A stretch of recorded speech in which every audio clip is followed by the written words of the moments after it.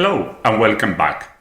What type of information in images can we use for image and video segmentation? In particular, I want to discuss a bit about edges and regions. Let's just look at one very nice image of a flower. We are going to assume that we want to segment out this flower. We want to separate the flower from the background. There are certain regions like here where there's a very clear boundary. So we have discussed, for example, edges and gradients. Remember, the gradient that we represent in this form, it's just nothing else than the vector of the derivative in the image, derivative of the image in the x direction, derivative of the image in the y direction.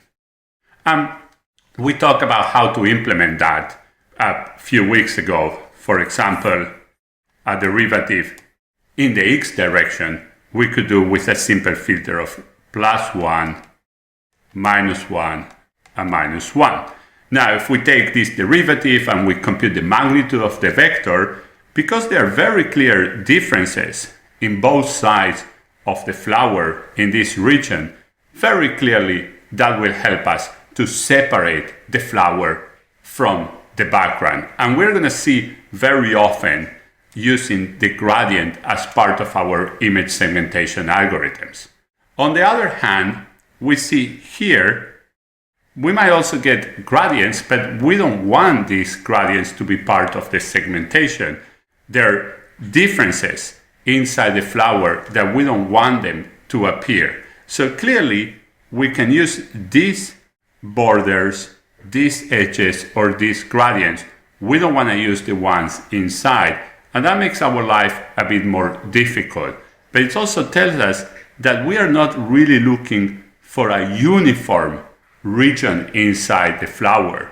If we were to put that as a constraint in our segmentation, we will not get very far, because inside the flower things change a lot. We're actually looking for big differences between the flower and the background, and therefore edges are going to be very important to segment this flower, as we are going to see in the future videos.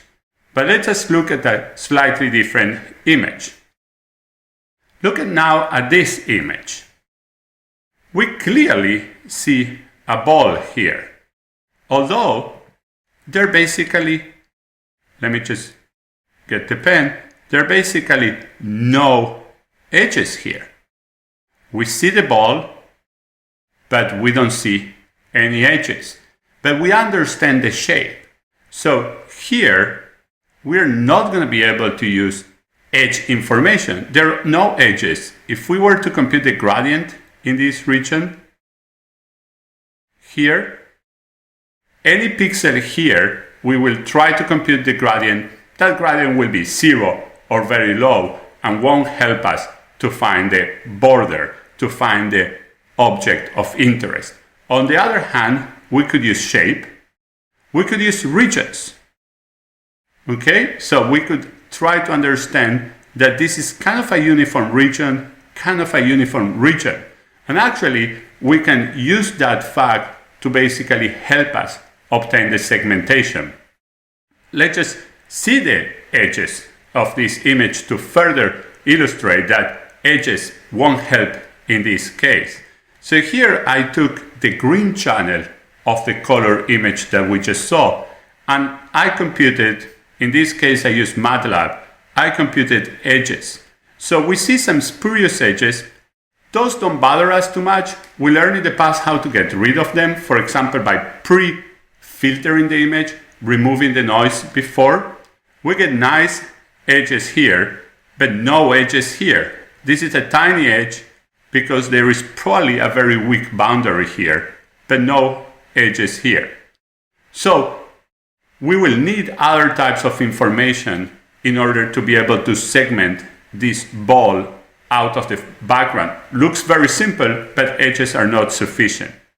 What I want to show you in the next videos is how to incorporate multiple sources of information. First, we're going to start in the next video with half transform that is going to help us to integrate shape that we know If we are looking for a line, we can put that into the segmentation or detection algorithm. If we are looking for a circle, like here, we can incorporate that into the algorithm. And we do that with the half transform. I see you in the next video for that. Thank you.